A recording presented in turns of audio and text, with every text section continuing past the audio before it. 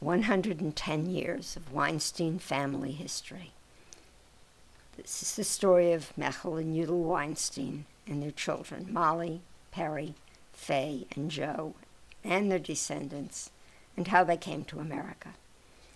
Our cousin Dave Lind used to joke about the story of our grandfather, MECHIL Weinstein, who went out to buy a pack of cigarettes in Russia and came back 5 years later.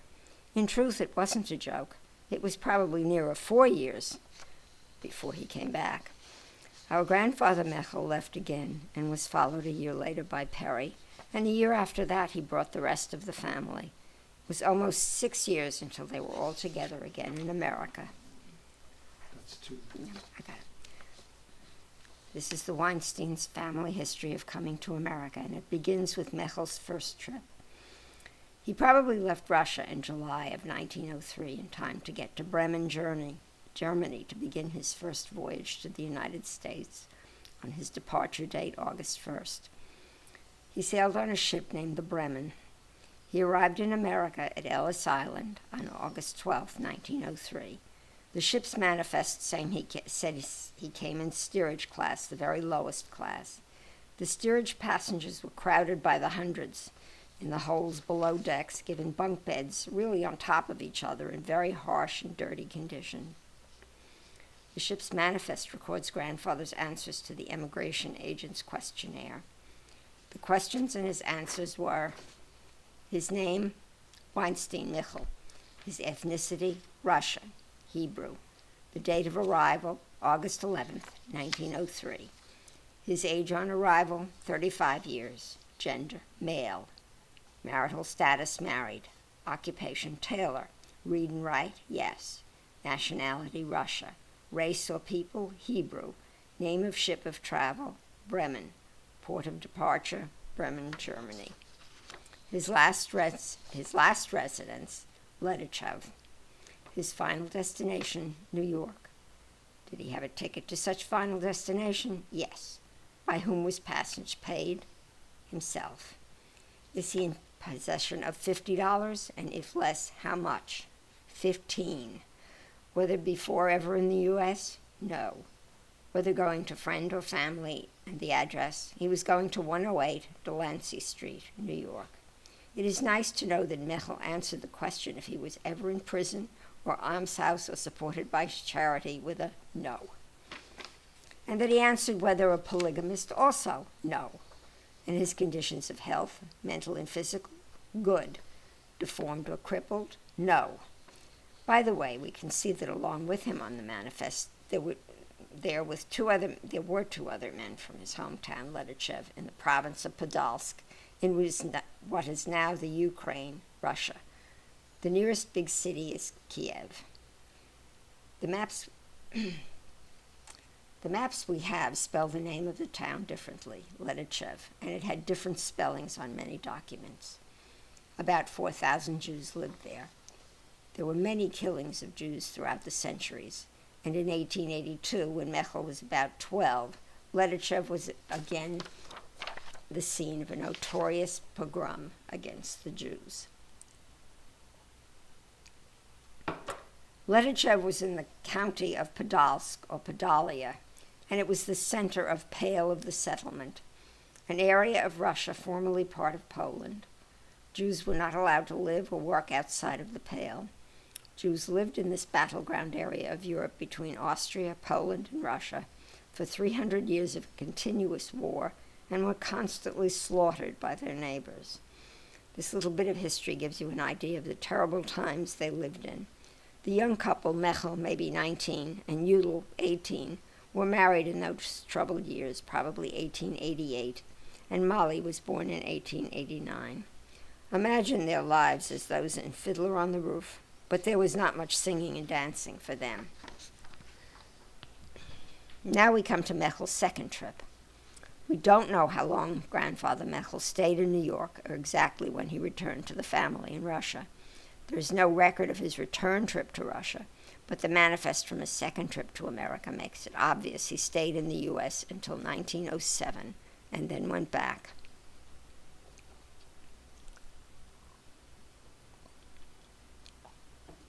The evidence that we have is the ship's manifest for Mechel's second trip to Ellis Island. It was November 4th, 1907, and his age is recorded as 42, so his age doesn't exactly agree with the earlier trip. The ship's manifest again records his answers. Family name Weinstein, given name Mechel, age 42, sex male, married or single, married, calling or occupation hat maker this time. Can he read? Yes. Can he write? Yes. Nationality Russia. Race or people Hebrew. Last permanent residence country Russia. City or town Ledichev, but a rubber stamp was over that. Non-immigrant alien. We think the record stamped as a non-immigrant alien means that he had entered the United States before and departed. The dates of his last stay are listed as 1902 to 1907, which fits our case. Name and complete address of nearest relative or friend and country, whence alien came. Wife, illegible Weinstein, Ledichev, Podolsk. Condition of health, mental and physical, good. Deformed or crippled, no.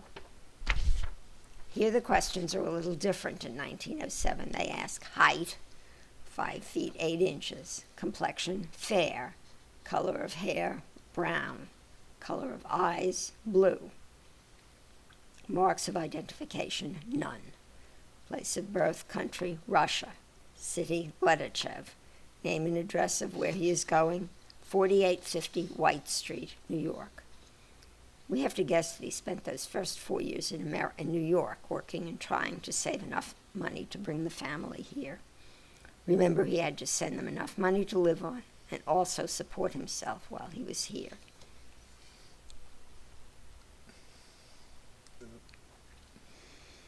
Now we come to Peretz Weinstein's trip. 1 year and a month after Grandfather's second arrival in the U.S., we find on the manifest of the ship, the Maine, Peretz Weinstein. He was an 18-year-old kid and went steerage class, no doubt to save money. He arrived on December 5th, 1908. Perry was born in Russia in November 1890 and was second oldest child. He answered the same questions on the manifest as his father had a year early. Family name, he answers Weinstein. Given name, Peretz. Age, 18. Sex, male. Married or single, single. Calling or occupation, answer, student. Could he read? Yes. Could he write? Yes. Nationality, Russian. Race or people, Hebrew. What was your last permanent residence country? Russia. City or town, Ledichev, again spelled a little differently. Name and complete address of nearest relative or friend and country whence alien came. He answers, Mother, UDEL Weinstein, Ledichev, Podolsk.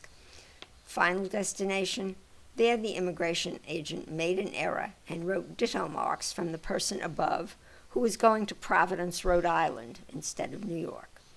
Whether having ticket to final destination? Yes. By whom was passage paid? Self. Whether in possession of $50, and if less, how much? His answer looks like $10. Whether ever before in the United States? No. Whether going to join a relative or friend, and if so, what relative or friend, and his name and complete address. Perry answers, he's going to meet his father, Mechel Weinstein, at 7881 Rivington Street, New York. Ever in prison or almshouse or institution for the insane? No. Whether a polygamist? No. Whether an anarchist? No. Condition of mental health? Good. Deformed or crippled? No. Height 5 feet. Inches looks like they wrote 6. Complexion? Fair. Color of hair? Blonde. Color of eyes? Green. Marks of identification, none. Place of birth, country, Russia. City or town, this time it is written as let it go by the clerk. We don't know why Perry came alone before his mother's, 2 sisters, and little brother. We can only guess he left without his mother and the other children because he had just turned 18 and that was the age at which he would have been drafted into the Russian army for 9 years. Also, they probably didn't have enough money to bring everyone then. UDEL Weinstein. The next chapter in our family history is the voyage of grandmother UDEL Weinstein and her 3 children. Like grandfather's second trip, they came as second cabin passengers on the Rindum, the same ship as MECHIL's second voyage. Even with Mollie's help, it could not have been an easy trip for UDEL with 2 small kids. It was nothing like a Disney cruise. They must have left Russia in February in the bitter cold of winter. They had to get to Rotterdam in Holland in time to sail on March 6, 1909. They arrived in New York 10 days later on March 16, 1909. That is 2 years after grandfather's second voyage and nearly 6 years after his original departure. They had to answer the same questions on the list or manifest of alien passengers for the United States immigration officer at port of arrival. They are Passenger 5, UDEL. She was later known in English as Ida. Passenger 6, Malka, later called Mollie. Passenger 7, Faggy, later called Fanny and Fay. Passenger 8, Yolik, later called Julian and Joe. The questions are the same for MECHIL and Perry and for every immigrant from 1907 to 1927. UDEL's age was 42. Mollie was 20, Fay was 8, Joe was 5. Occupation, none. They could all read and write except Joe. Nationality, they all came from Russia. Race or people, Hebrew. Last place of residence, Letachev. Paid, UDEL by self, and the kids by mother.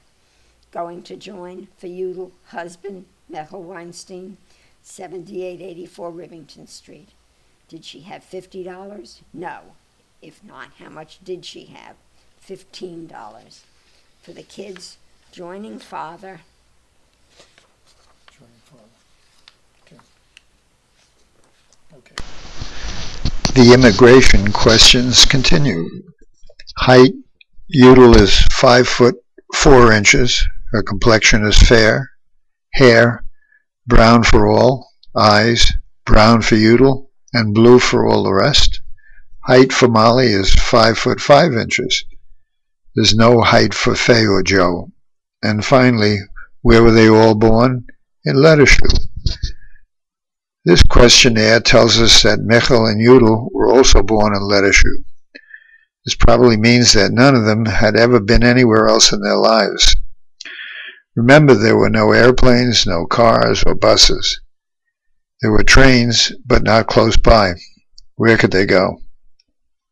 Our next chapter is the